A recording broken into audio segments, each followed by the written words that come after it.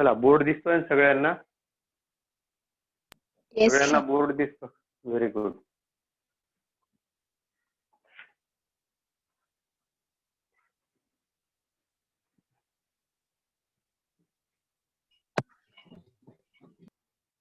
चला, can we start now?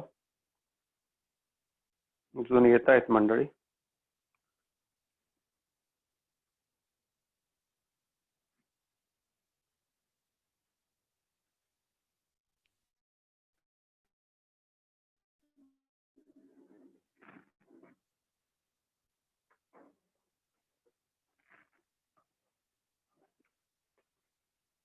आज आपल्याला बऱ्याचशा गोष्टी शिकायच्या आहेत.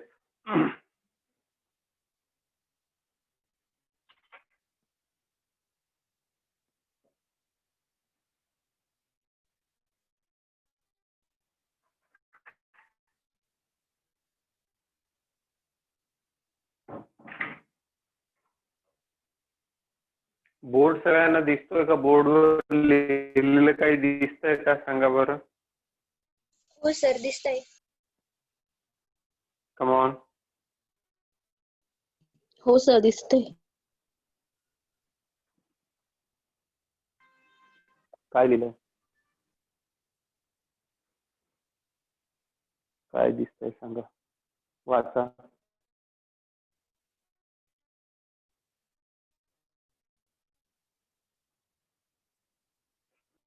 काय दिसतंय? वाचा वाचा पटपट. Viruses. Viruses. Types of viruses आहेत ना.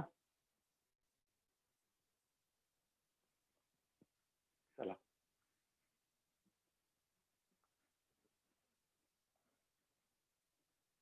कालपर्यंत आपण काय पाहिलं? मेंडलच्या लॉ बद्दल चर्चा केली. मेंडलचे जे तिन्ही लॉज आहेत आपल्याला आता पाठ व्हायला पाहिजे. बोला पटपट पटपट, तिन्ही लॉ सांगा. Law of law of dominance. law of segregation, Law of independent assortment. Very good. सगळ्यात जास्त एक्सेप्शन असलेला लॉ कोणता आणि सगळ्यात कमी एक्सेप्शन असलेला किंवा almost Law exception of dominance has exception. Sir Sonal Law. Add करा. कोणाला? सोनलला. कुठे आहे सोनल? मला नाही दिसून राहिले इथं. जे येत आहेत त्यांना ऍड करत चाललोय मी. मेसेज आला होता. आपण इथं यायला पाहिजे ना बेटा, दिसलं पाहिजे. सर, झाली मी जॉईन. हा, ते सांगतो मी, सगळ्यांना जॉईन करतोय. तुझी काळजी करणारे फार आहेत बाई, काय करता. चांगली गोष्ट. चला, आणखी काय सांगू शकता? What is the exception for law, third law, that is law of independent assortment? त्याचं एक्सेप्शन काय? लिंकेज. कोणी पहिल्यांदा प्रूव्ह केलं? डॉर्सोफिला ड्रॉसोफिला मध्ये प्रूव्ह झालं, पण पहिल्यांदा कोणी केला तो experiment? The name of Thomas Hunt. Thomas T.H. Morgan. Thomas Hunt Morgan, बरोबर. T.H. मॉर्गनने ते केलेलं आहे. आणखी काय सांगू शकता? आणखी काय सांगू शकता बाळांना? Come on.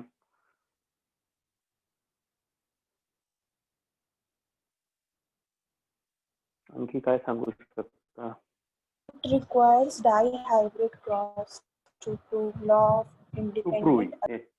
Yes, very good. Law of independent assortment prove करण्यासाठी मिनिमम 2 कॅरेक्टरचा तरी क्रॉस करता आलं पाहिजे किंवा केलं पाहिजे, तरच ते प्रूव्ह होतं, नाहीतर प्रूव्ह होत नाही. आता कालपासून आपण चर्चा सुरू केलेली. त्या टॉपिकचं नाव काय आहे? Neo Mendelism. Neo Mendelism. Neo मेंडलिझम.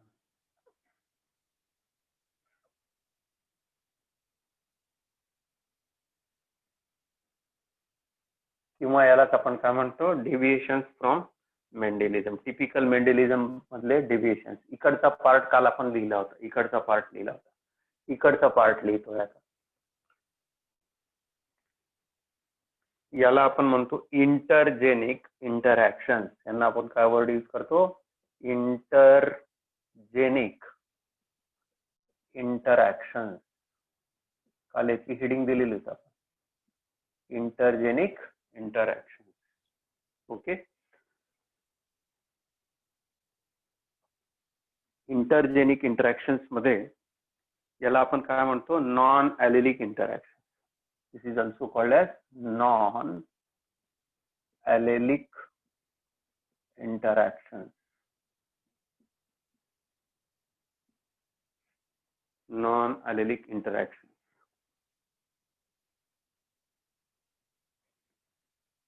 Non allelic interaction याच्यामध्ये लिहायचं आहे पहिल्यांदा एपिस्टॅसिस. एपिस्टॅसिस. पुढे लिहायचं आहे duplicate genes, complementary genes and supplementary genes. Duplicate jeans,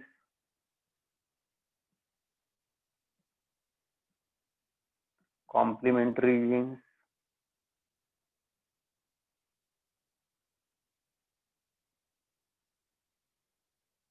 and supplementary genes.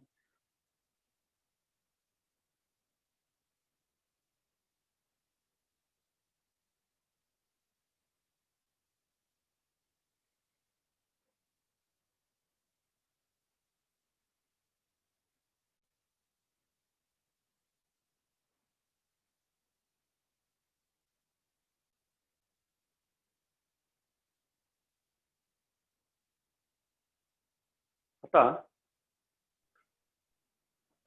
याच्यासाठी थोडंसं इंट्रोडक्टरी पार्ट म्हणून एक पार्ट सांगतो, तुम्ही नीट लक्ष द्या सगळ्यांनी. ऍक्च्युअली मेंडलने काय केलं होतं, खूप सारे एक्सपेरिमेंट केले होते आणि एक्सपेरिमेंट करता करता एका मोठ्या सायंटिस्टकडे त्याने आपलं हे जे संपूर्ण संशोधन होतं, हे संशोधन एका मोठ्या सायंटिस्टकडे, त्याचं नाव नाही सांगणार मी, त्या सायंटिस्टकडे त्याने संपूर्ण जो त्याने जे हे केलं होतं ना, एक्सपेरिमेंटचे डिटेल्स होते, हायब्रिडायझेशन एक्सपेरिमेंटचे जे सगळे डिटेल्स होते, त्याचे रिझल्ट होते, हे संपूर्ण त्याची एक प्रत जी होती, ती एक प्रत त्याने तिथे पाठवली. पाठवल्यानंतर त्या सायंटिस्टने काही सीड्स पाठवल्या आणि त्याने सांगितलं की your experiments are excellent, I get really impressed, असं त्याने उत्तर पाठवलं. आणि त्या ज्या सीड्स होत्या याच्यावर हा एक्सपेरिमेंट करून बघ. मेंडलला जेवढे कॅरेक्टर्स मिळाले होते सगळेच्या सगळे प्युअर कॅरेक्टर्स होते, त्यांच्यामध्ये कुठेही असं मिक्सिंग वगैरे नव्हतं. आणि 1 जीन 1 कॅरेक्टर हा साधा हिशोब होता त्याचा, आणि त्या तोपर्यंत काही आयडिया नव्हती. जे सीड पाठवले होते त्या सीडचा प्रॉब्लेम असा झाला बाळांनो, की त्या सीडवर जेव्हा मेंडलने एक्सपेरिमेंट करायला सुरुवात केली, तर त्या एक्सपेरिमेंट केल्यानंतर त्याने जेव्हा त्या पर्टिक्युलर प्लांटवर हायब्रिडायझेशनचे एक्सपेरिमेंट केले, to prove the law of dominance, to prove the law of segregation, to prove the law of independent assortment, त्याला प्रत्येक पायरीवर प्रॉब्लेम आला आणि त्याने जे एक्सपेक्टेड रिझल्ट होते ते रिझल्ट त्याला मिळाले नाही. आणि म्हणून त्याने जे एक्सपेरिमेंट केले होते ना हायब्रिडायझेशनचे, त्याला असं वाटायला लागलं की आपण काहीतरी चूक केलेली.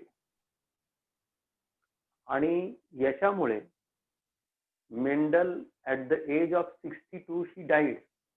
पण तो फ्रस्ट्रेट होऊन गेला बिचारा. तो जो मेलेला आहे, एवढा महान सायंटिस्ट मेला आहे, याचं कारण काय आहे की त्याला असं वाटलं आपलं काहीतरी चुकलेलं आहे. कारण त्याला जे एक्सपेक्टेड रिझल्ट, त्याने अतिशय मेथॉडिकल होता, अतिशय प्रॉपर होता, सगळ्या गोष्टी प्रॉपर केल्या होत्या, परंतु त्याच्या आयुष्याचा उत्तरार्धाचा काळ जो होता तो मॉन्क होता. तुम्हाला माहिती, तो संत, काय म्हणू त्याला, साधू पुरुष होता. आता हा जो साधू पुरुष आहे याने आयुष्यभर अविवाहित राहिला, ब्रूनच्या मोनॅस्ट्रीमध्ये त्याचं आयुष्य गेलं.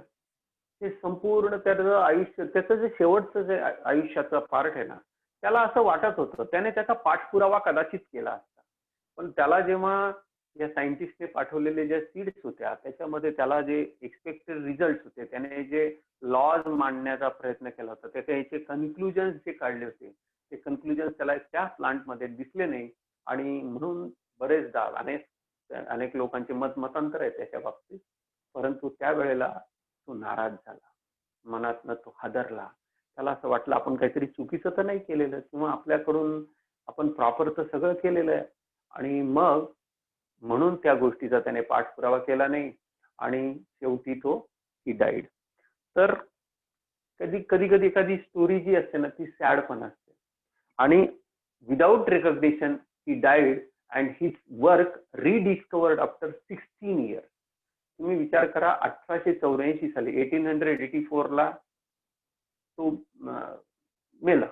आणि त्याच्यानंतर 1900 मध्ये 16 वर्षांनी हे 3 सायंटिस्ट, ह्युगो डी व्राईट, कार्ल कॉरेन्स आणि शेरमार्क, हे सगळेच्या सगळे एकत्र त्यांनी सेपरेट स्टडी केला आणि then they propose something about the Mendel. ही मोठी गोष्ट आहे तुम्हाला सांगतो. तर यांनी मग डायरेक्शन तर मिळालेली होती यांना, सगळेच टॅलेंट सायंटिस्ट होते, जिनियस होते. या सगळ्या सायंटिस्ट लोकांनी मग एका प्रॉपर वेने, प्रॉपर चॅनलने काम करायला सुरुवात केली आणि प्रत्येकाने आपापल्या पद्धतीने आपापले जे निरीक्षण होते, ऑब्झर्वेशन्स होते, ते जगासमोर मांडले. आणि त्यामुळे एक मोठी ब्रांच ओपन झाली बायोलॉजीमध्ये, that is called as genetics. आता निओ मेंडलिझम मध्ये आपण स्टडी काय करत असतो की नवीन पद्धतीने नवीन काय झालेलं आहे. आफ्टर मेंडल कोणकोणते लॉज प्रूव्ह झाले, कोणकोणते लॉज डिस्प्रूव्ह झाले आणि त्याच्यामध्ये नवीन व्हरायटीज, नवीन व्हेरिएशन्स काय मिळाले. तुम्हाला तेच मी त्या दिवशी बोलताना बोललो होतो, जर तुम्हाला आठवत असेल तर. जेनेटिक मटेरियल याच्यावरच कितीतरी वर्ष, जवळजवळ 30 वर्ष याच्यावरच चाललेलं होतं की जेनेटिक मटेरियल नेमकं काय. न्यूक्लिक ऍसिडच का म्हणायचं त्याला. Why it is called as deoxyribose nucleic acid, why it is called as ribose nucleic acid. आणि ते जेनेटिक मटेरियल म्हणण्यासाठी काय प्रूफ आता पुढच्या चॅप्टर मध्ये आपण ते शिकणार आहोत. आणि त्याच्यावर खलबतं झाले आणि फायनली 1954 ला सर्वानुमते मान्यता मिळाली. तुम्हाला माहिती आहे, आपल्या जे मुलं एनसीआरटी फॉलो करत असतील त्यांना माहिती आहे की पहिल्याच पानावर फोटो दिलेला आहे. कोणाचा फोटो आहे कोण सांगतं? जे मुलं बुक वाचतात त्यांनी सांगतं. एनसीआरटीच्या बुक मध्ये पहिल्याच म्हणजे चॅप्टर सुरुवात होता ना, त्याच्या लेफ्ट हँड साईडला फोटो आहे. कोणाचा फोटो आहे कोण सांगतं? वाचतात का तुम्ही? एनसीआरटीच्या बुक मध्ये लेफ्ट हँड साईडला फोटो दिलेला आहे. कोणाचा फोटो आहे तो? वॉटसन आणि क्रिक. येस, वॉटसन आणि क्रिकचा. त्यांनी डीएनए ला डिस्क्राईब केलं आणि तेव्हाच कळलं की अनेक प्रकारचे डीएनए असतात. आपण एक शिकतो, त्याच्यात अनेक प्रकार आहेत. डीएनए मध्ये पण अनेक प्रकार आहेत. ते पुढच्या चॅप्टरचा पार्ट आहे, तो आपण शिकू. तर मला हे सांगायचं आहे की जेव्हा डीएनए मध्ये शोध लागला गेला, त्याच्यानंतर कोडॉन्सचा शोध लागला. हे जे 3चा सेट जो असतो, हे जे कोडॉन्स असतात, हे कोडॉन्स एका विशिष्ट सिक्वेन्सने अरेंज असतात. हे जे सिक्वेन्सने अरेंजमेंट झालेली असते त्यांची, ऍडेनिन, ग्वानिन, सायटोसिन, थायमिन, यांची जी अरेंजमेंट असते, या अरेंजमेंटच्या आधारावर पुढचे जे पॉलिपेप्टाइड किंवा पेप्टाइड्स बनतात, मग ती पॉलिपेप्टाइड्स बनतात, मग त्याच्यापासून एन्झाईम्स किंवा प्रोटीन्स बनतात. आता त्या पार्टची एंट्री होणार आहे. मला हे सांगायचं आहे की कुठलंही कॅरेक्टर, लक्षात ठेवा, कुठलंही कॅरेक्टर एक्सप्रेस होण्यासाठी काय तयार व्हावं लागतं? त्या पर्टिक्युलर कॅरेक्टरला एक्सप्रेस करण्यासाठी प्रोटीन तयार व्हावं लागतं, एन्झाईम्स तयार व्हावे लागतात. तेव्हा ते कॅरेक्टर फिनोटिपिकली आपल्याला दिसू शकतं, बाह्य रूपात आपल्याला एक्सप्रेस होताना दिसतं. काही कॅरेक्टर्स असे असतात की ते इंटरनलीच असतात, आपल्याला कळत पण नाही की एक्सप्रेस झाले का नाही झाले. म्हणजे त्यांचा तुम्ही जीन लेवलला जाऊन जेव्हा स्टडी कराल किंवा ज्याला आपण म्हणतो मॉलिक्युलर लेवलला जाऊन स्टडी कराल, तेव्हा त्यांच्यामध्ये एक्सप्रेशन तुम्हाला दिसते. उदाहरणार्थ ब्लड ग्रुप हा एक असा पार्ट आहे. त्या ब्लड ग्रुप बद्दल तुम्ही असं एखाद्या व्यक्तीला बघून नाही सांगू शकत की याचा ब्लड ग्रुप हा आहे, याचा ब्लड ग्रुप हा आहे. आज लोक बऱ्याचशा ठिकाणी दावे करतात किंवा तसं पण एक काय म्हणूया थिअरीज काही डेव्हलप झालेल्या आहेत. काही ज्योतिषवाले लोक आहेत की अमक्या ब्लड ग्रुपचा माणूस असा असेल असा वागतो असं आहे. पण त्या सगळ्या हायपोथेटिकल गोष्टी, त्याला काही फार मोठे पुरावे वगैरे नाहीये. तर मला जे म्हणायचं आहे ते नीट लक्षात घ्या की याच्यामध्ये आपल्याला काही फिनोटिपिक आणि जिनोटिपिक जे रेशो आहेत हे व्हेरिएबल मिळतात आणि व्हरायटीचे मिळतात. तर त्याच्यात जो पहिला जो प्रयोग आपण बघणार आहोत, जे मेंडेलिझम पासून डेव्हिएशन दाखवणार आहे, म्हणजे आजपासून जो चार्ट आपण चालू करतोय दॅट इज निओ मेंडेलिझमचा. आणि काय काय डेव्हिएशन्स मिळत गेले या सगळ्या गोष्टींचा आपण या चॅप्टरमध्ये स्टडी करणार. त्याच्यामध्ये अनेक प्रकारचे डिसीजेस येणार. तर सगळ्यात पहिल्यांदा आपण चर्चा करूया इनकम्प्लीट और पार्शियल इनहेरिटन्स. इनकम्प्लीट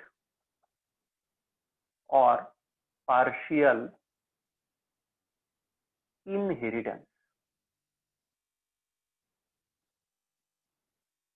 इनकम्प्लीट और पार्शियल इनहेरिटेंस याला आपण इनकम्प्लीट डॉमिनन्सी असंही म्हणतो. इनकम्प्लीट डॉमिनन्स असाही वर्ड यूज करतो. आता याचा बेसिक प्रिन्सिपल काय आहे? याचा बेसिक प्रिन्सिपल साधा आहे. द सिंपल वेने समजून घेऊ. याच्यामध्ये दोन कॅरेक्टर्स आपण कन्सिडर करतो क्रॉस करण्यासाठी. हे जे क्रॉस करण्यासाठी दोन कॅरेक्टर्स बेटा कन्सिडर करतो, याच्यापैकी according to law of dominance एक character which is dominant it should be expressed in F1. Parent generation घेतलं, तुम्ही पॅरेंट घेतलं, त्या पॅरेंटला जेव्हा तुम्ही क्रॉस करता तेव्हा तुम्हाला काय मिळायला पाहिजे? सगळे हेटेरोझायगस डॉमिनंट मिळायला पाहिजे. कशामध्ये? F1 मध्ये. आतापर्यंत आपण काय शिकत आलो? हे शिकत आलो ना. हे कळतंय का? मी बोललेलं कळतंय का सगळ्यांना? हो सर. Yes sir. कळतंय ना? आता हे लक्षात घ्या. आता या ठिकाणी डेव्हिएशन मिळालं म्हणजे काय झालं? तर याचे एक्झाम्पल पहिल्यांदा लिहून घ्या. याच्यात हे 3 प्लांट्स मध्ये, एक अॅनिमल मध्ये आणि 2 प्लांट्स मध्ये ते एक्झाम मध्ये विचारले गेले ते सांगतो. भरपूर सारे आहे, आपल्याला त्याच्याशी नाही घेणं देणं. जे आपल्या बुक मध्ये आलेलं आहे त्याच्याशी संबंधित आहे. तर याचं पहिलं एक्झाम्पल, ज्या प्लांट मध्ये हे इनकम्प्लीट किंवा पार्शियल इनहेरिटन्स किंवा इनकम्प्लीट डॉमिनन्स पाहायला मिळाला, त्याचं एक्झाम्पल पहिल्यांदा लिहून घेऊ. एक्झाम्पल लिहा, मिराबिलिस जलापा. मिराबिलिस MIRA, मिराबिलिस जलापा हे झाड सगळ्यांनी पाहिलेलं आहे. तुमच्या माझ्यासाठी सगळ्यांनी पाहिलेलं आणि तुमच्या आसपास पाहिलेलं आहे. मिराबिलिस जलापा या प्लांटचं नाव आहे, याला कॉमन लँग्वेज मध्ये म्हणतात 4 o'clock.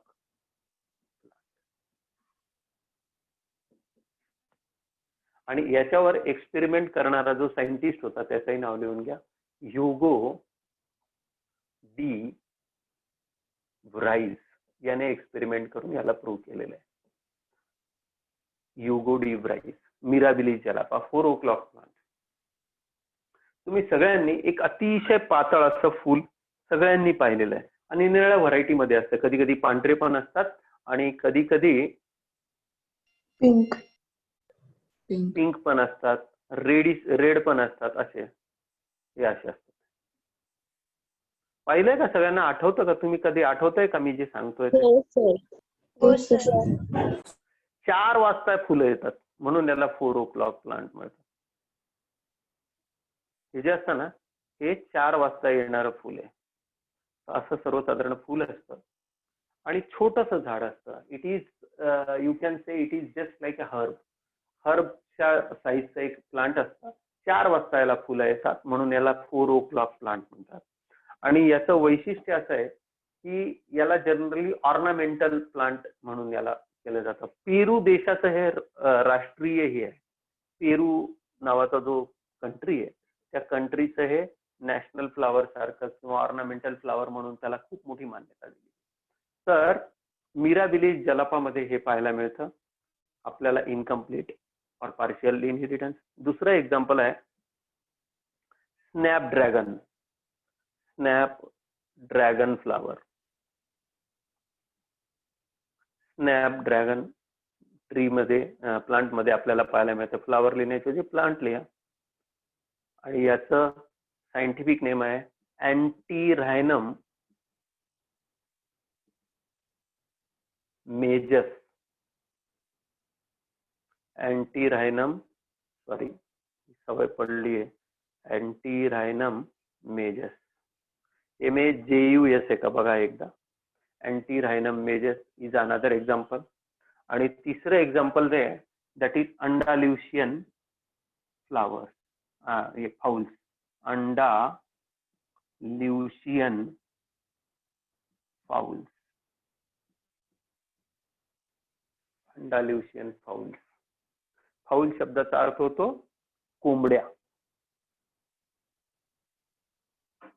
म्हणजे ॲनिमल आहे. 2 प्लांट आहेत आणि एक ॲनिमल आहे, ही गोष्ट लक्षात ठेवा. आता मिराबिलिस जलापा जो आहे,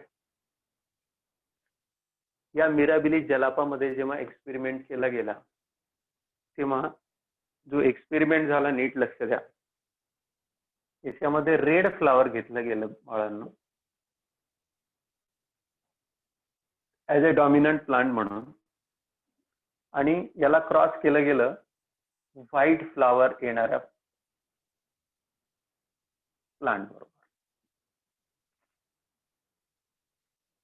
काय क्रॉस केलं गेलं नीट लक्षात घ्या. मिराबिलिस जलापाचं प्लांट घेतलं, एक प्लांट घेतलं ज्याला रेड फ्लावर्स येतात, एक प्लांट घेतलं ज्याला व्हाईट फ्लावर्स येतात. आता हे लिहिलं का सगळ्यांनी? This is example number 1, this is example number 2 आणि दिस इज एक्झाम्पल नंबर 3. मी पुसतोय आता. आता एक्सपेक्टेड काय असेल? नॉर्मल मेंडेलियन रेशो जर तुम्ही बघितलं तर काय यायला पाहिजे इथं? कोण सांगतं काय यायला पाहिजे? जर तुम्ही ऍज ए कुठलंही तुम्ही either not necessary that only red flower is only. नाही, याच्यामध्ये काय मिळायला पाहिजे? रेड फ्लावर किंवा व्हाईट फ्लावर. पण कोणालाही तुम्ही डॉमिनंट मानला तर तुमच्यामध्ये लेट्स से की याच्यामध्ये कॅरेक्टर असेल RR आणि याच्यामध्ये असेल स्मॉल r स्मॉल. ठीक आहे. किंवा इकडे तुम्ही WW लिहू शकता कॅपिटल आणि इकडे स्मॉल w लिहू शकता. काही लिहा, आपल्याला माहित नाही. असं समजा एक घडीभर थोड्या वेळासाठी असं समजा की तुम्हाला माहित नाहीये की काय होणार आहे. तुम्ही क्रॉस करून पाहिला. क्रॉस करून पाहिलं आपल्याला माहिती आहे गॅमेट फॉर्मेशन काय होईल. इथं कॅपिटल R आणि इथं स्मॉल r. बरोबर. क्रॉस केला. नॉर्मली क्रॉस मध्ये आपल्याला जे सगळे प्लांट्स मिळतील तर कसे मिळतील? कॅपिटल R स्मॉल r असे प्लांट्स मिळतील की नाही? याला आपण काय म्हणतोय? F1. Am I right or wrong सांगा. सगळेच्या सगळे काय मिळतील? Capital R small r. आणि याला आपण काय म्हणतो? Heterozygous condition. This is called as heterozygous condition. याच्यामध्ये इन नॉर्मल सीन, नॉर्मल जर मेंडेलियन क्रॉस राहिला असतं आणि नॉर्मली सगळं जर झालं असतं तर एक तर हे डॉमिनंट राहिलं असतं तर आपल्याला सगळे व्हाईट मिळायला पाहिजे होते. एक तर हे डॉमिनंट असेल तर सगळे आपल्याला रेड मिळाले. Am I right or wrong? हे कळतंय का सगळ्यांना? हे कळतंय का? बोला. हो सर. पण मिळालं काय? पिंक. हे सगळे काय मिळाले? All pink.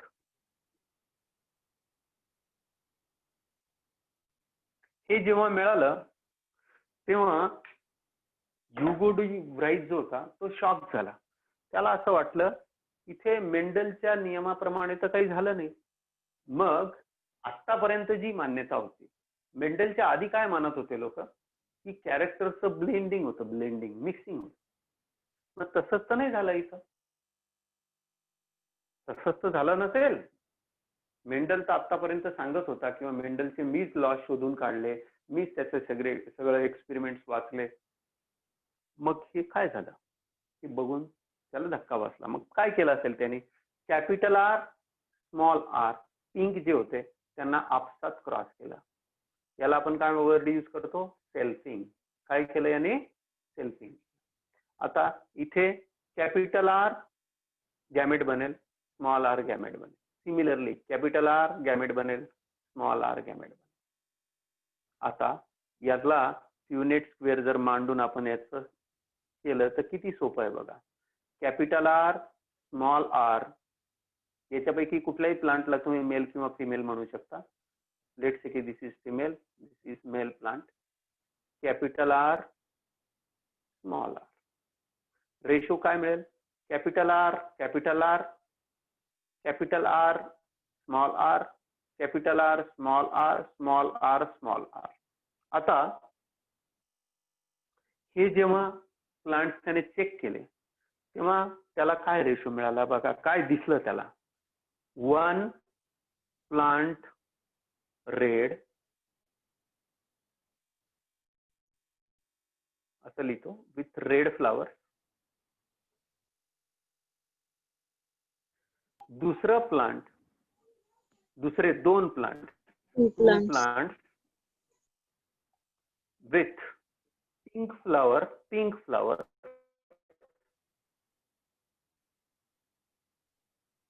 आणि 1 प्लांट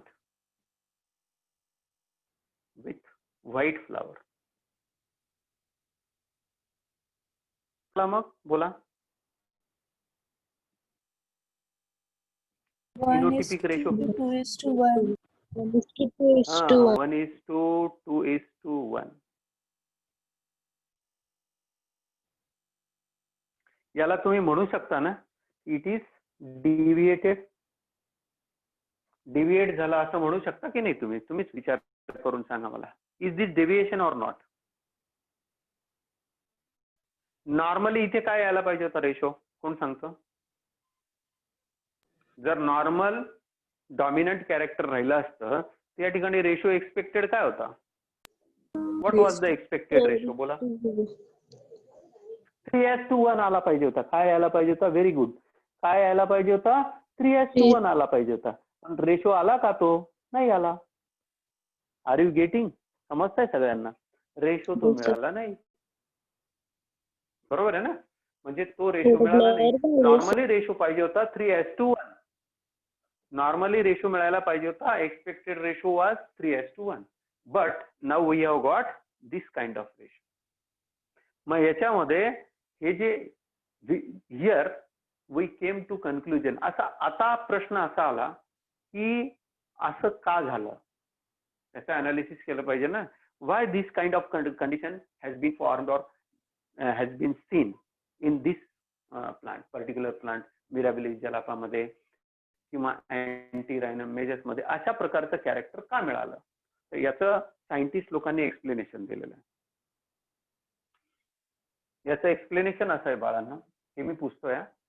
याचं एक्सप्लेनेशन असं आहे की ज्याला आम्ही डॉमिनंट कॅरेक्टर समजत होतो, ज्याला आम्ही डॉमिनंट कॅरेक्टर समजत होतो, it will be, it can express itself, it can express itself in presence of the same another gene. Listen very carefully. Capital R will express itself in full amount when a pair of another similar allele would be there with it. म्हणजे capital R बरोबर ज्या वेळेला capital R जाईल त्याच वेळेला तो fully express करू शकतो.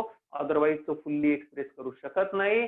जर त्याच्या बरोबर दुसरा एकही ॲलील आला तर इट कॅनॉट एक्सप्रेस. म्हणजे तेवढ्या अमाऊंट मध्ये, लेट्स से की त्याला आपण प्रोटीन म्हणूया किंवा ते जे कलर प्रोड्युसिंग एन्झाईम प्रोड्युसिंग जे आहे ज्याच्यामुळे तो कलर येईल ते तेवढ्या प्रमाणात तयार होत नाही.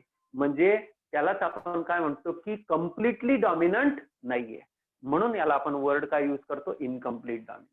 म्हणजे तेवढ्या अमाऊंट मध्ये जर ते प्रोटीन तयार झालं नाही तर तेवढा तो कलर तयार होणार नाही, आणि तेवढा तो कलर तयार होणार नाही तर तुम्हाला कम्प्लीट डॉमिनन्स दिसणार नाही. This is the example of incomplete or partial inheritance.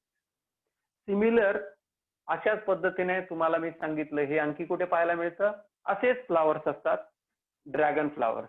Dragon flowers जर तुम्ही बघितले तर सर्वसाधारण हे अशा पद्धतीचा ड्रॅगन फ्लावर असतं, आणि हा जो मधला जो पार्ट असतो हा पार्ट जर तुम्ही याला ओपन केलं, असं स्क्वीज केलं, असं फ्लावर घेतलं आणि पाठीमागचा भाग असा जर दाबला पेटल्सच्या तिथला भाग जर दाबला तर एखाद्या म्हणजे कुत्र्याचं म्हणूया किंवा ड्रॅगनचं तोंड उघडावं तसं याचं असं तोंड ओपन होतं, म्हणून याला ड्रॅगन फ्लावर म्हणतात. आणि याचं नाव लक्षात ठेवा, याचं नाव आहे अँटीरायनम मेजस. अँटीरायनम मेजस आधीच सांगून ठेवलेलं आहे. आता इथं जिनोटिपिक रेशो आणि फिनोटिपिक रेशो आपल्याला सारखा मिळतो. एक लाईन मध्ये लिहून ठेवा.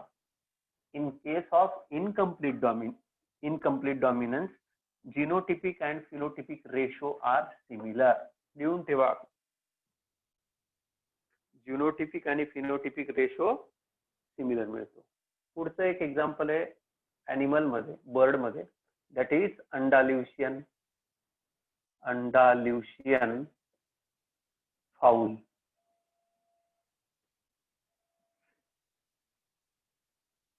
आता अंडाल्युशियन फाऊल, अंडाल्युशिया हा जो पार्ट आहे हा स्पेन मध्ये, स्पेन नावाच्या कंट्रीमध्ये हा एक रिजन आहे, एक भाग आहे अंडाल्युशिया म्हणून, ज्या ठिकाणी इथे कोंबड्यांचं, फाऊल्सचं ब्रीडिंग केलं जातं. इथे होतं काय नीट लक्ष द्या. यांच्यामध्ये सगळ्यात महत्वाची इन F1 जनरेशन क्रॉस कसं करतात. Black bird is crossed with white bird.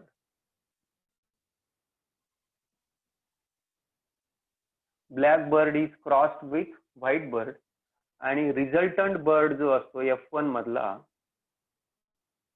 that we get here is blue bird.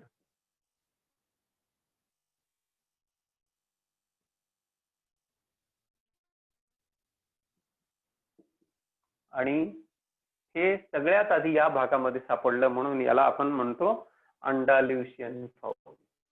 अंडाल्युशियामध्ये हे पाहायला मिळालं फाऊल.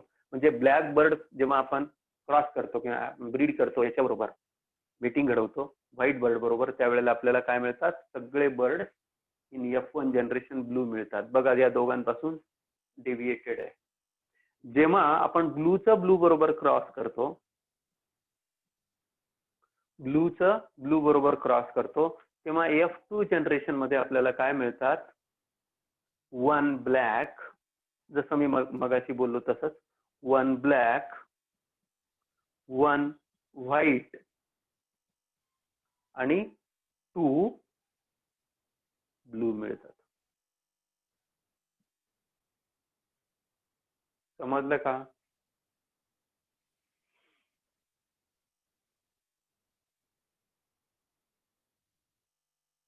फिनोमेनॉन तोच काम करेल.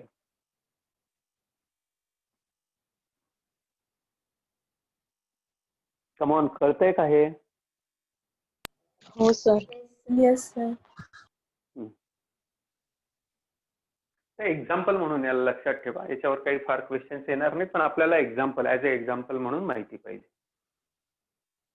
पुढे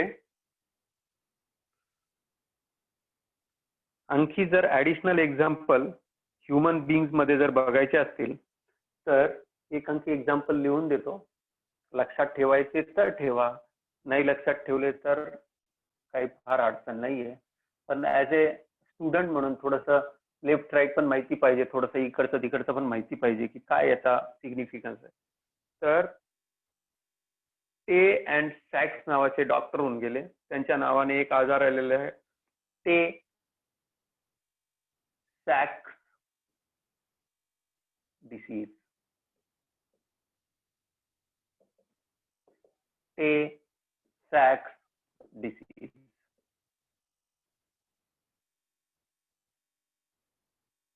टे सॅक्स डिसीज याच्यामध्ये डिस्टर्ब जे होतं cholesterol,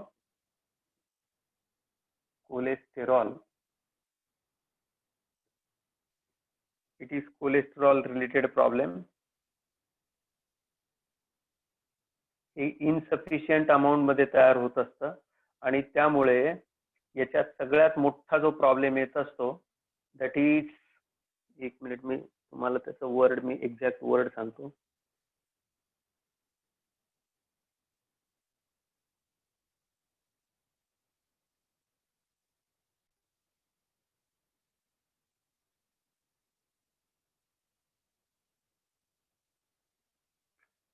cholesterol metabolism is get disturbed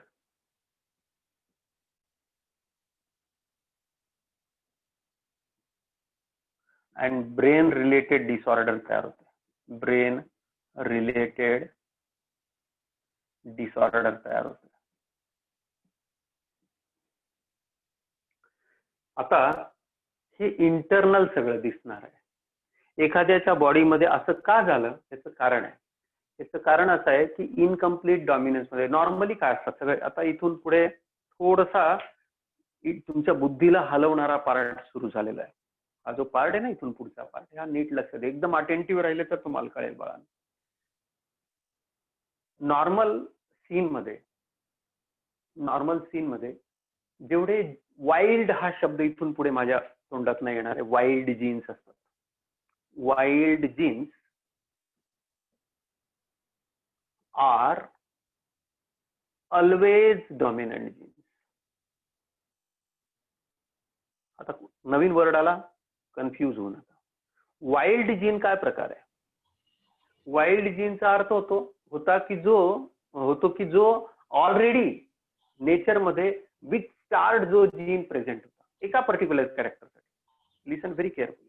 एका पर्टिक्युलर कॅरेक्टरसाठी जो प्युअर जीन प्रेझेंट होता, ज्याच्यामध्ये कुठल्याही प्रकारचं म्युटेशन नाहीये, ज्याच्यामध्ये कुठल्याही प्रकारचं म्युटेशन झालेलं नाहीये, कुठल्याही प्रकारचा चेंज झालेला नाही, त्याच्या पॅटर्न मध्ये, त्याच्या सिक्वेन्सिंग मध्ये कुठल्याही प्रकारचा चेंज झालेला नाही, अशा सगळ्या जीन्स डॉमिनंट जीन्स असतात. ते कसे असतात? डॉमिनंट असतात आणि तेच एक्सप्रेस होतात. आणि असंच झालं पाहिजे. उदाहरणार्थ, कोणाचा तरी ऑडिओ चालू आहे बेटा. उदाहरणार्थ, हिमोग्लोबिन ए हा जो आहे ना, हा जीन डॉमिनंट आहे, म्हणून तुमचं माझं सगळ्यांचं हिमोग्लोबिन नॉर्मल आहे. हा नॉर्मल आहे. पण उदाहरणार्थ HbS is sickled haemoglobin. HbS is sickled haemoglobin, ज्याच्यामध्ये तुम्हाला माहितीये की आरबीसीचा शेप असा होऊन जातो, सिकल शेप आरबीसी होतात. पण हा कोणता ट्रेट आहे? हा रिसेसिव्ह आहे. बघा, नेचरने आमचं जीवन व्यवस्थित चालावं, देवाने अशी व्यवस्था करून ठेवलेली आहे की रिसेसिव्ह ट्रेट जे असतात, जे म्युटंट्स असतात किंवा म्युटेटेड जीन्स असतात, यांच्यामध्ये आपल्याला काय पाहायला मिळतं? हे कॅनॉट एक्सप्रेस. नाही तर विचार करा, जर हे डॉमिनंट राहिले असते, यांचा प्रभाव जर जास्त राहिला असता तर आज समाजात सगळीकडे हाहाकार माजला असता किंवा ह्युमन बिंग सर्वाइव्ह होऊ शकतो.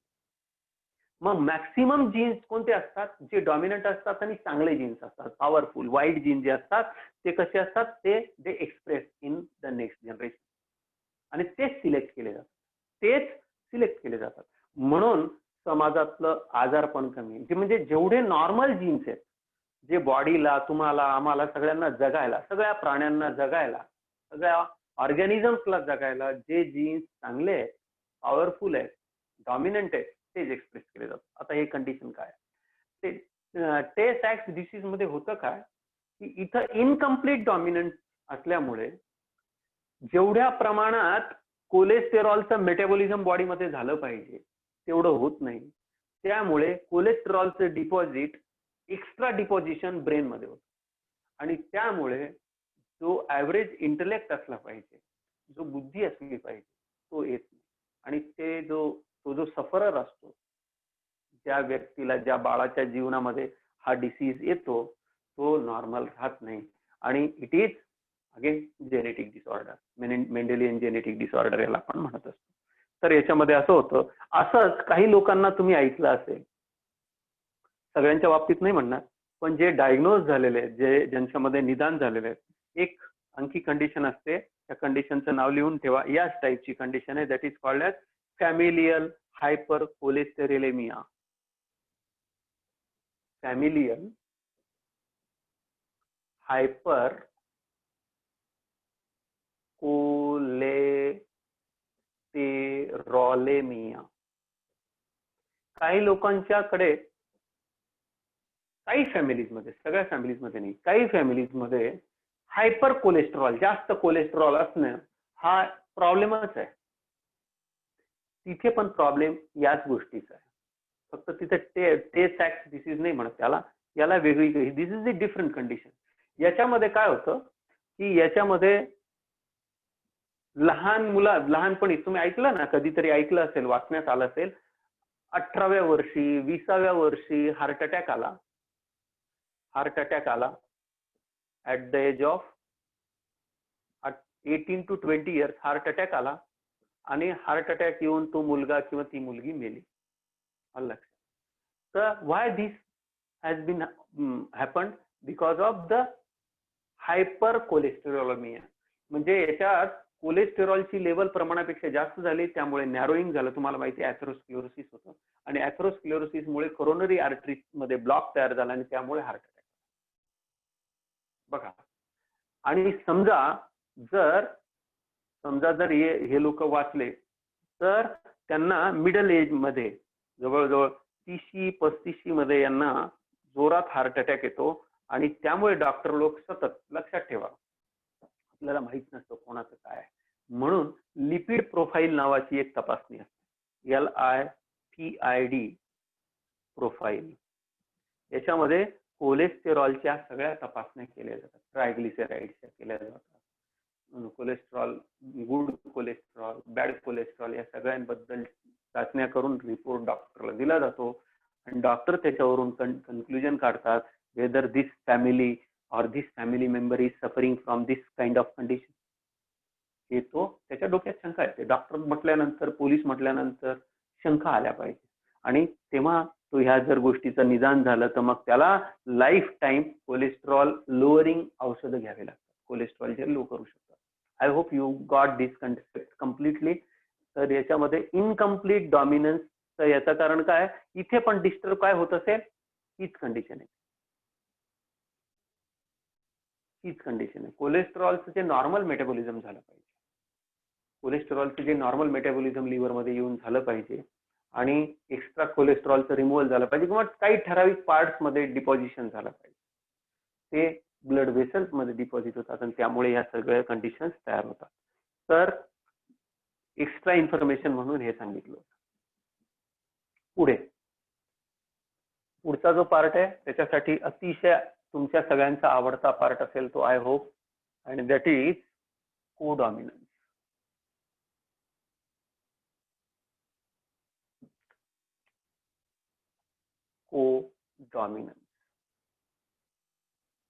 कोडॉमिनन्स मध्ये आपण दोन एक्झाम्पल्स घेऊन स्टडी करणार आहोत. ऍक्च्युअली 3 पण म्हणू शकता तुम्ही. कोडॉमिनन्सचे 3 एक्झाम्पल होऊ शकतात. 3 केले तर जास्त चांगलं होईल. कोडॉमिनन्सचं पहिलं एक्झाम्पल आहे ब्लड ग्रुप्स.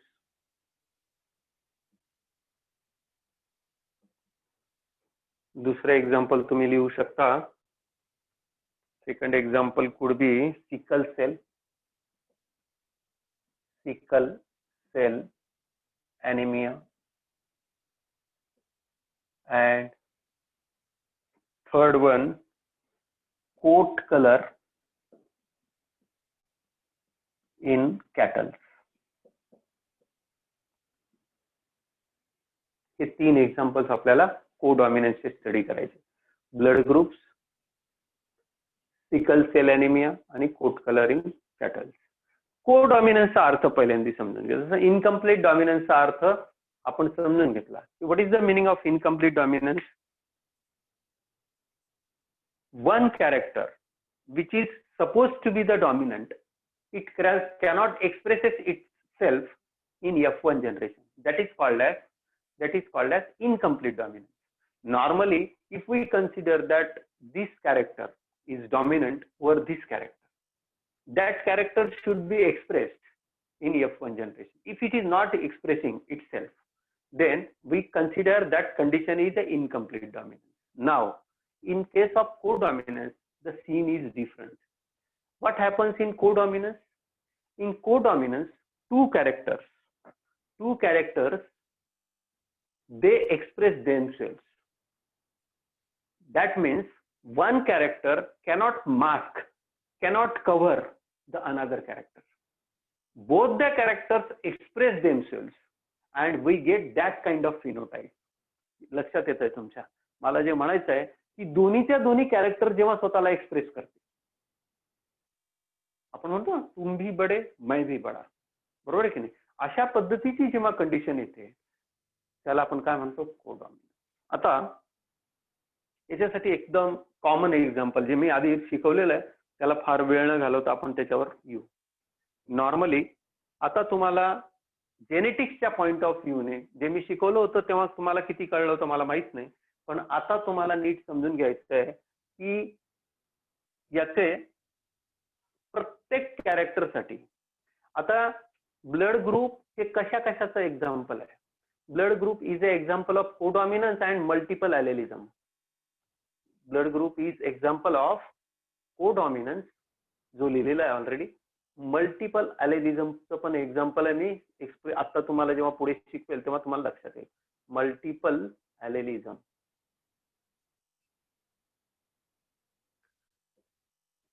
बघा, ब्लड ग्रुपचं जे कॅरेक्टर आहे बेटा, तुम्हाला एक्झाम मध्ये हायर लेवलचे नीट मध्ये क्वेश्चन्स विचारले गेलेत ऑलरेडी. अतिशय काळजीपूर्वक जर तुम्ही याला समजून घेतलं तर तुम्ही एका झटक्यात फक्त कन्सेप्ट डोक्यात गेली पाहिजे. एकदा डोक्यात कन्सेप्ट गेली तर you can easily solve this question. Blood group A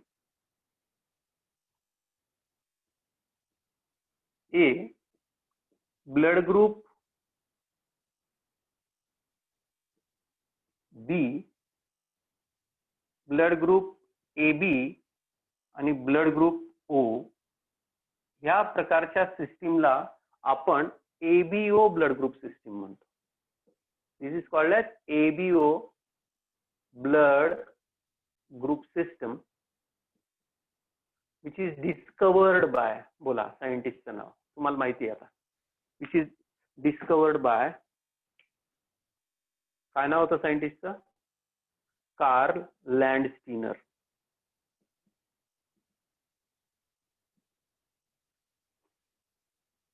Karl लँडस्टीनर नावाच्या सायंटिस्टने 1902 मध्ये, बहुतेक एकदा इयर चेक करून घ्याल, कन्फर्म करून घ्या.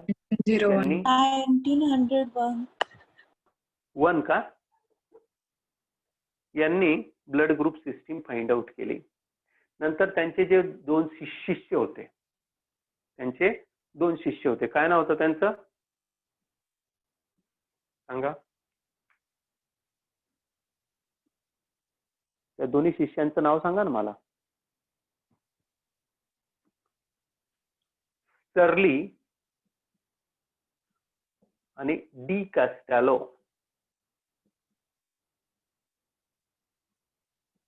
यांनी तोपर्यंत दोनच ब्लड ग्रुप सिस्टीम होत्या, तीन होत्या, ए बी आणि ओ, या तीन ब्लड ग्रुप होते फक्त. या स्टर्ली आणि डी कास्टॅलोने सांगितलं की सर तुम्ही संशोधन केलं, you have done a very nice research, but one more blood group is there that is called as A B blood group. आलं लक्षात? तर हे मेंडलच्या अँगलने जर एक्सप्लेन करायचं असेल याला, तर ब्लड ग्रुप काय आहे बेटा? एक सिंगल कॅरेक्टर आहे. Blood group is a single character,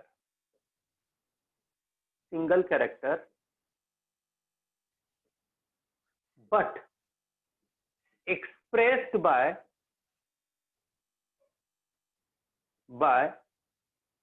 expressed by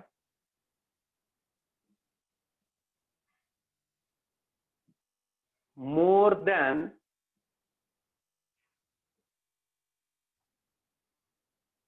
two alleles or genes.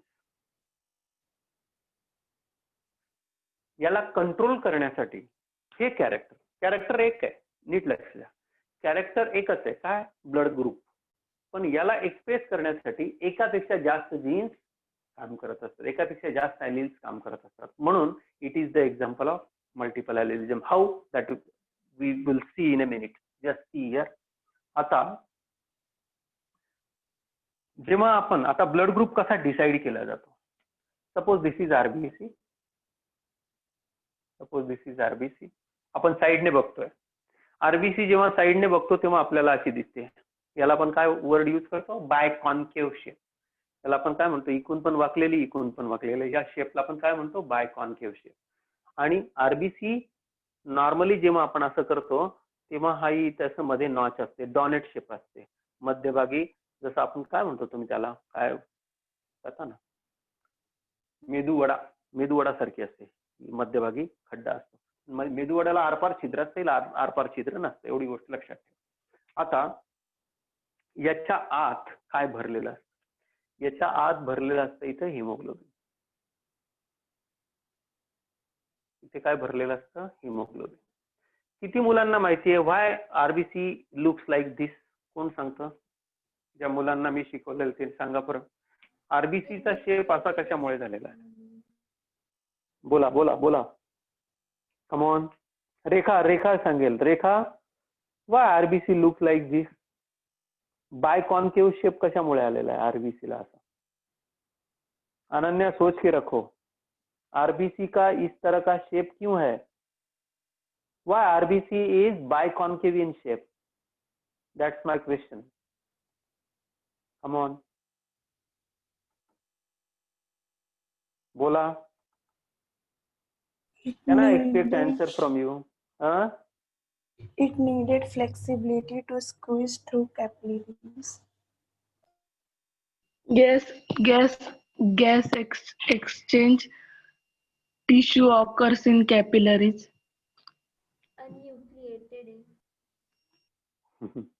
तिने वाचून सांगितलं पण तिला रिझन नाही कळलंय. गीतक, can you answer this questions? Already I have explained. गीतक आहे का? गीतक, फ्लुइड रेजिस्टन्स कमी करत असेल स्ट्रीमलाईन बॉडी. नीट विचार करून सांगा ना, नीट विचार करून सांगा. Already I have explained. ज्यांनी मागचे लेक्चर केले असतील त्यांना आलंच पाहिजे. Shreya, can you answer this question? पटकन सांगा. येस, बघा मला माहिती होतं की कोण उत्तर देऊ शकतं. हे बघा काय सांगितलं तिने. तिचं असं म्हणणं आहे, नीट लक्ष द्या, की हिच्यातला न्यूक्लियस निघून जातो. सेल फुगलेली केव्हा असते? कुठलीही सेल फुगलेली केव्हा असते? जेव्हा तिच्यामध्ये आत न्यूक्लियस असतो.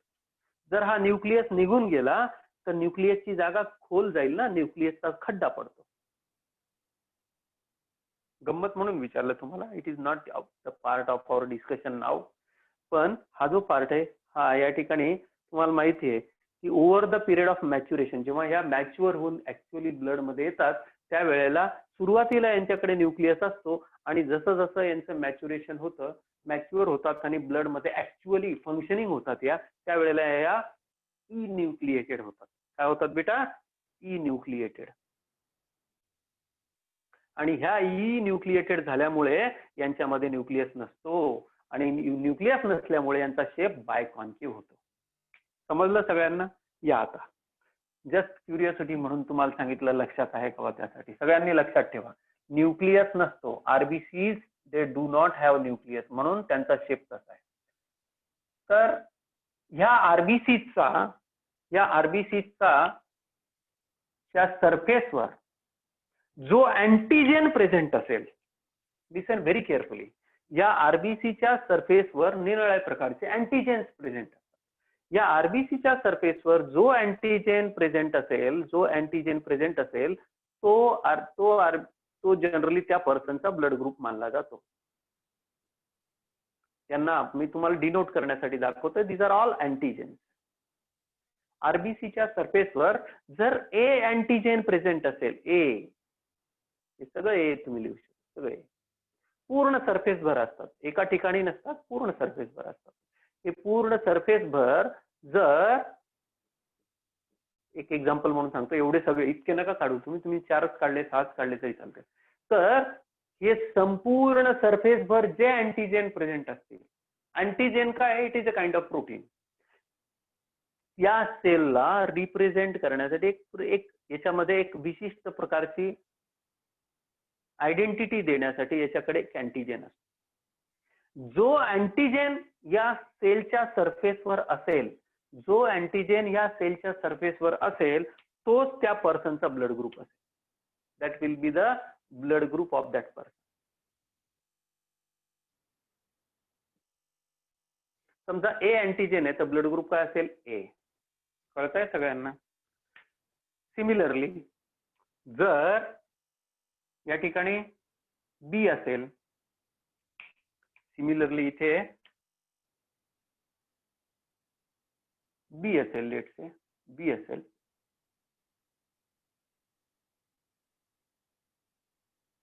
तर ब्लड ग्रुप विल बी बी. हे कळतंय का सगळ्यांना? एवढं कळलं का मला सांगा. ब्लड ग्रुप ए असण्यासाठी काय आवश्यक आहे? आरबीसीच्या सरफेसवर काय असणं गरजेचं आहे? अँटीजेन असणं गरजेचं आहे. आरबीसीच्या सरफेसवर जो अँटीजेन असेल बाळांनो, तोच त्या पर्सनचा ब्लड ग्रुप असेल. Is it clear for everyone? एवढं समजलं का सगळ्यांना? Yes sir. सगळ्या मुलांना मी अशा पद्धतीने शिकवतो as if you are knowing nothing. मला काही माहित नाही अशा पद्धतीने मी शिकवतो, कारण नवीन पण मुलं जॉईन झाले. आरबीसीच्या सरफेसवर जो अँटीजेन प्रेझेंट असेल, आरबीसीच्या सरफेसवर जो अँटीजेन प्रेझेंट असेल, तो त्या पर्सनचा ब्लड ग्रुप मानला जातो. क्लिअर? समजा आरबीसीच्या सरफेसवर 2 अँटीजेन प्रेझेंट आहेत. एक तिसरी कंडिशन सांगतो. आरबीसीच्या सरफेसवर 2 अँटीजेन प्रेझेंट आहेत.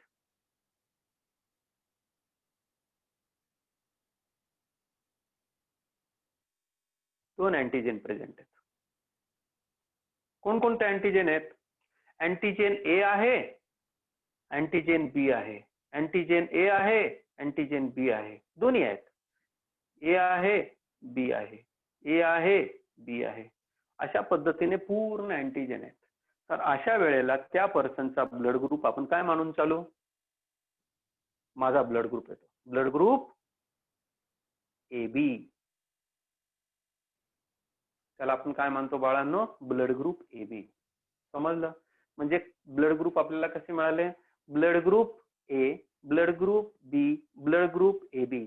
म्हणजे ज्या वेळेला मी ब्लड ग्रुप ए बी म्हणेल, त्यावेळेला त्या पर्सनच्या आरबीसी वर दोन्ही अँटीजेन्स प्रेझेंट आहेत. ज्या वेळेला मी ब्लड ग्रुप ए म्हणेल, त्यावेळेला त्या पर्सनच्या आरबीसीज वर अँटीजेन ए प्रेझेंट आहे. आता ह्या जर अँटीजेन प्रेझेंट असतील, नीट लक्ष द्या, ज्या वेळेला अँटीजेन प्रेझेंट असतील तर त्याच्या अपोजिट मध्ये अँटीबॉडीज असतात. आता एक तिसरी कंडिशन आपण पाहूया. एक तिसरी कंडिशन, सॉरी तिसरी नाही, चौथी condition. This is the fourth condition where no antigen is present. चौथी जी कंडिशन आहे, नो अँटीजेन इज प्रेझेंट. ज्या आरबीसी वर कोणत्याही प्रकारचं अँटीजेन नसतं, अशा वेळेला अशा ब्लड ग्रुपला आपण काय नाव देत असतो? O blood group. Blood group O. No antigen लिहिलं नाही ऑलरेडी? हा, लिहा सगळ्यांनी. सांगा मला हे कळतंय का? इथपर्यंत कोणाला काही समजायला प्रॉब्लेम असेल तर विचारा. ही कन्सेप्ट कळली का सगळ्यांना? Yes sir. सर देवयानी ओ नेगेटिव्ह से काय झालं? काय झालं? ओ नेगेटिव्ह ब्लड ग्रुप असतो ना ज्यांचा रे. येतोय पॉझिटिव्ह निगेटिव्ह येतोय. निगेटिव्ह पॉझिटिव्ह दोन्ही सांगावे लागेल. देवयानी तुला कळलं का? देवयानी, चेतन, साक्षी चव्हाण, अविनाश कापसे, तुम्हाला कळतंय का बाळांनो? तुम्ही थंब बिंब पाठवत जा काहीतरी, मला थोडंसं बरं वाटतं. बघा हे कळतंय का सगळ्यांना? इथपर्यंत सगळ्यांना समजतंय का? बोला. हो सर. ठीक आहे, ओके, व्हेरी गुड. आता इथपर्यंत जर तुम्हाला समजलं असेल तर ब्लड ग्रुप ए म्हणण्यासाठी काय पाहिजे, सरफेसवर अँटीजेन ए. आता सरफेसवर अँटीजेन ज्या वेळेला ए म्हणतो त्यावेळेला त्याच्या प्लाझ्मामध्ये अँटीबॉडीज असतात. प्लाझ्मामध्ये काय असतात बेटा, अँटीबॉडीज असतात. प्लाझ्मा कंटेन्स, लिहून ठेवा, प्लाझ्मा कंटेन अँटीबॉडीज. आपल्याला प्लाझ्मा आता सांगायची गरज नाही, ज्याच्यामध्ये या सगळ्या सेल्स तरंगत असतात. Fluid part of the blood is called as plasma. Fluid part of the blood is called as plasma. Plasma content antibodies. आता ब्लड ग्रुप ए असेल तर अँटीबॉडीज बी असतील. कोणत्या अँटीबॉडीज असतील बाळांनो, बी अँटीबॉडीज असतील. अँटीबॉडीज जनरली आपण रिप्रेझेंट कशा करतो, मी एक अँटीबॉडीचं स्ट्रक्चर काढून दाखवतो. सगळ्यांनी इकडे लक्ष द्या, सगळ्यांनी 2 मिनिटासाठी लक्ष द्या की अँटीबॉडी दाखवताना मी कसं दाखवणार आहे. इकडे बघा,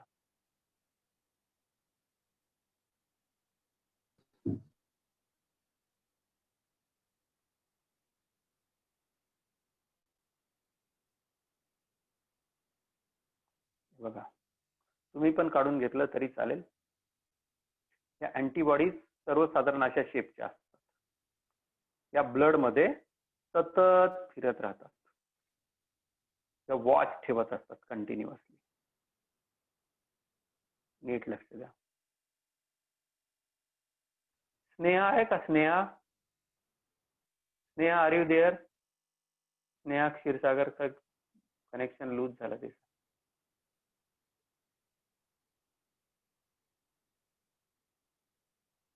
मला स्नेहाची आठवण का आली, कारण तिचं हँडरायटिंग आणि ड्रॉइंग फार छान आहे.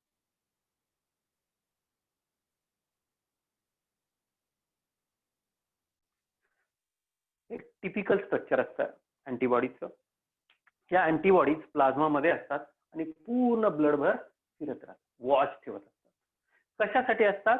So that a wrong type of blood should not be infuse और ट्रान्सफ्युज टू दॅट पर्टिक्युलर पर्सन. अनेक कारण आहेत, पण त्याच्यातलं एक महत्वाचं कारण आपल्या डोक्यात असलं पाहिजे की ए वाल्याला बी चं ब्लड नाही दिलं गेलं पाहिजे, बी वाल्याला ए चं नाही दिलं गेलं पाहिजे. हे सगळं प्रिव्हेंट करण्यासाठी त्यामध्ये काय असतात, एक प्रोटेक्टिव्ह मेकॅनिझम चाललेलं असतं and that is called as antibodies. म्हणजे अँटीजेन आणि अँटीबॉडी.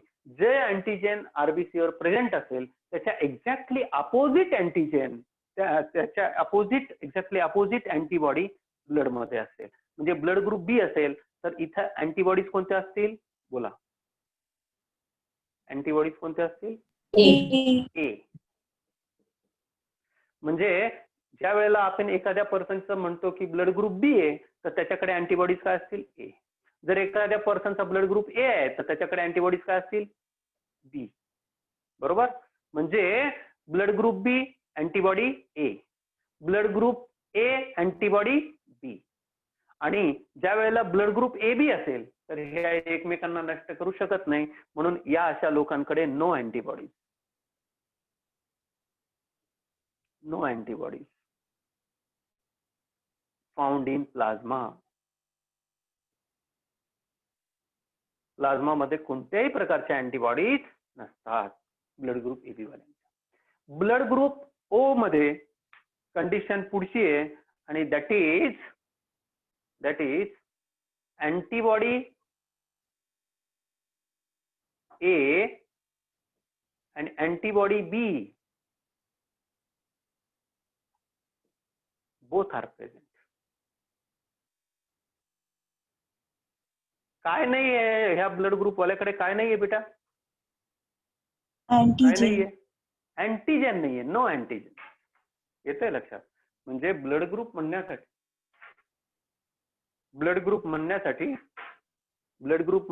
काय नाहीये, काय नाहीये, याच्याकडे कुठल्याही प्रकारचा अँटीजेन नाहीये, पण अँटीबॉडीज प्रेझेंट आहेत. कोणत्या कोणत्या? अँटीबॉडी ए आणि अँटीबॉडी बी. म्हणून आता साधं लॉजिक लावायचंय. मी काय सांगितलं, ब्लड ट्रान्सफ्युजन म्हणजे ब्लड एखाद्याला द्यायचं असेल तर ब्लड ग्रुप एच का दिला जातो. ब्लड ग्रुप वाला ए ब्लड ग्रुपचा माणूस ए ब्लड ग्रुपला इझिली डोनेट करू शकतो कारण सिमिलॅरिटी आहे. ब्लड ग्रुप बी चा वाला माणूस बी वाल्याला डोनेट करू शकतो किंवा रिसिव्ह करू शकतो कारण त्याच्याकडे अँटीबॉडीज कोणत्या आहेत, सिमिलॅरिटी, अँटीबॉडीज आणि अँटीजेन मध्ये सिमिलॅरिटी. ब्लड ग्रुप AB वाला जो आहे तो सगळ्यांचा घेऊ शकतो, कारण त्याच्याकडे अँटीबॉडीजच नाहीये. त्यामुळे तो Aचाही घेऊ शकतो, Bचाही घेऊ शकतो. एवढंच नाही, तो Oचाही घेऊ शकतो, कारण त्याच्याकडे कुठल्याही प्रकारच्या काय नाहीयेत, अँटीजेन्स नाहीयेत. आणि याच्याकडे अँटीबॉडीज आहेत, तर त्याला दोघांना नलिफाय करण्यासाठी त्याच्याकडे अँटीजेन्स आहेत. त्यामुळे तिथे रिॲक्शन होऊ देत नाही. तर या पद्धतीने ओव्हरऑल स्ट्रक्चर आपल्याला माहित पाहिजे की कोणाकडे काय असतं. आता हे कॅरेक्टर डिसाईड कसं केलं जातं, दॅट इज व्हेरी इम्पॉर्टंट. ते आपण समजून घेऊ की ब्लड ग्रुप ए कसा तयार होतो, ब्लड ग्रुप बी कसा तयार होतो, ब्लड ग्रुप AB कसा तयार होतो आणि ब्लड ग्रुप O कसा तयार होतो. आता आपण जेनेटिक लेवलला याचा मेकअप कसा असतो तो बघून घेऊया. आय डोंट थिंक की आज हे कम्प्लीट होईल, परंतु आपण 5 मिनिटात समजून घेऊ. जेव्हा आपण ब्लड ग्रुप ए म्हणतो, आता ब्लड ग्रुप ए हे जर कॅरेक्टर मानलं आपण, तर ब्लड ग्रुप ए चे 2 फॉर्म्स असू शकतात. ब्लड ग्रुप आपण कॅपिटल आय लेटरने दाखवत असतो. ब्लड ग्रुप कॅपिटल आय लेटरने दाखवतो. तर आपल्याला 2 ॲलिल्स मिळतील, कॅपिटल ए, कॅपिटल ए. हे जर दोन्ही असतील, कॅपिटल ए, तर अशा पर्सनचा ब्लड ग्रुप नॅचरली काय असेल, ए असेल. Condition number 1. Condition number 2, small letter. आता आपल्याला माहिती आहे capital letter dominant, small letter recessive. Capital letter dominant, small letter recessive. नीट लक्ष द्या. कॅपिटल आय ए ही कंडिशन असू शकते किंवा असं पण असू शकतं. This is the second form. याला आपण काय नाव देतो नॉर्मली? बोला, पटकन बोला. याला काय म्हणूया? ही what is this condition? Homozygous condition. आणि what is this condition? Heterozygous. बरोबर आहे ना? आता ही गोष्ट प्रत्येकाच्या बाबतीत लक्षात ठेवा.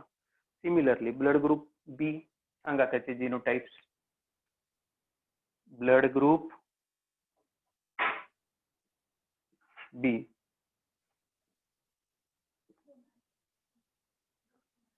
Blood group B, I B. Next दुसरा जो जिनोटाइप असेल आय बी आय. बघा, हे 2 जिनोटाइप आहेत. या दोघांचा रिझल्टंट काय असेल की हे कॅरेक्टर डॉमिनंट आहे. हे जे कॅरेक्टर्स आहेत बेटा, हे सगळे डॉमिनंट दाखवतोय आपण. हे सगळे एक्सप्रेस केले जाते पुढच्या पिढीमध्ये. म्हणजे ब्लड ग्रुप बी असण्यासाठी काय काय असू शकतं? होमोझायगस कंडिशन असू शकते किंवा हेटेरोझायगस कंडिशन असू शकते. सिमिलरली ब्लड ग्रुप ए म्हणण्यासाठी the condition could be homozygous dominant or heterozygous dominant. बरोबर? आणि ब्लड ग्रुप ए बी म्हणण्यासाठी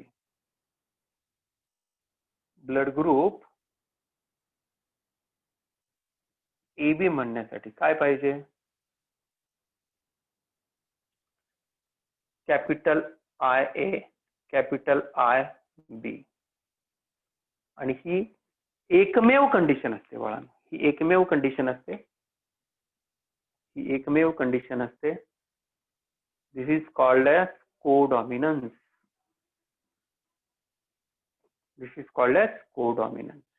ठीक आहे? दिस इज कॉल्ड ॲज कोडॉमिनन्स. तर आता आपण एवढं शिकू, या ठिकाणी थांबू. उद्या आपण याच्यावर डिटेलमध्ये जाऊया. आत्ता फक्त लक्षात काय ठेवायचं आहे की याला कोडॉमिनन्स आणि हेटेरोझायगस कंडिशन, होमोझायगस कंडिशन कशा पद्धतीने असते. This is the example of codominance. ही गोष्ट लक्षात ठेवा. या ठिकाणी थांबूया. काय झालं? थर्ड कंडिशन मध्ये रिसेसिव्ह नसतं. रिसेसिव्ह नसतात बेटा, रिसेसिव्ह नसतात.